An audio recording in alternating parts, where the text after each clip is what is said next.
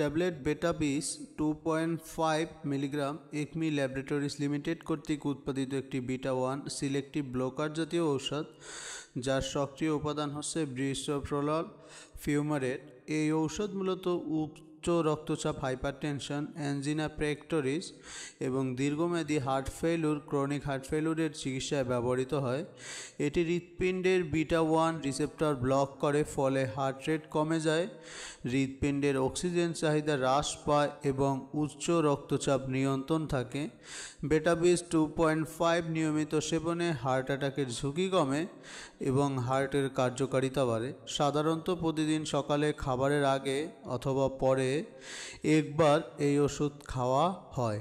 হাইপারটেনশনের জন্য সাধারণত ডোজ 2.5 থেকে 5 মিলিগ্রাম, যা ধাপে ধাপে 10 বা 20 মিলিগ্রাম পর্যন্ত বাড়ানো যেতে পারে। হার্ট ফেইলুর ক্ষেত্রে চিকিৎসকের পরামর্শ অনুযায়ী 1.25 মিলিগ্রাম দিয়ে শুরু করে ধাপে ধাপে ডোজ বাড়াতে হয়। হঠাৎ করে এই ঔষধ বন্ধ করা যাবে না, ধীরে ধীরে ডোজ কমিয়ে বন্ধ করতে হবে।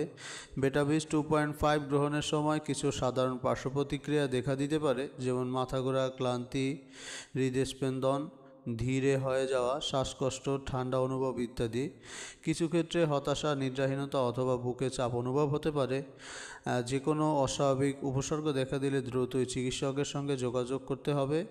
এই ওষুধ কিছু রোগীর জন্য উপযুক্ত নয়, যেমন যাদের ব্রাডিকার্ডিয়া, কার্ডিওজেনিক শক, দ্বিতীয় বা তৃতীয় ডিগ্রি হার্ট ব্লক, অ্যাজমা অথবা মারাত্মক হার্ট ফেইলুর, কিডনি বা লিভারের সমস্যায় ভোগা রোগীদের ক্ষেত্রে সতর্ক অবলম্বন করতে হবে এবং ডোজ চিকিৎসকের নির্দেশ মতো নিতে হবে।